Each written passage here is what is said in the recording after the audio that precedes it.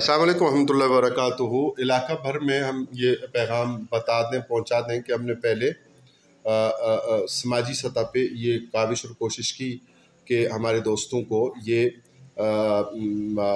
एहसास हो सके कि वो मुहर्रम करीम में खेल तमाशे जिसमें सीटियाँ, तालियाँ, म्यूज़िक और डेक लगने हैं उसका एहतमाम न करें। और जबकि डिस्ट्रिक्ट गवर्नमेंट से इसकी कोई इजाज़त भी न थी और इश्तिहारात में पुलिस के नामों के साथ भी नाम छापे गए, तो हमारी इस गुजारिश और कोशिश को पूरी तरह से उसका इत्तलाक न हो सका। इसके जवाब में हमें मजबूरन CPO साहब रावलपिंडी को ये एप्लीकेशन देनी पड़ी।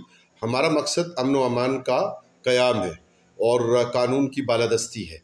ताहम अगर ज़रूरत महसूस होती है और पुलिस कार्रवाई जो है वो इस प्रोग्राम को माह मुहर्रम के बाद यानी अगस्त के महीने के बजाय सितंबर तक मुलतवी नहीं किया जाता, तो फिर बहरहाल हाई कोर्ट में जंजीर हिलाने का वक्त अभी हमारे पास बाकी है।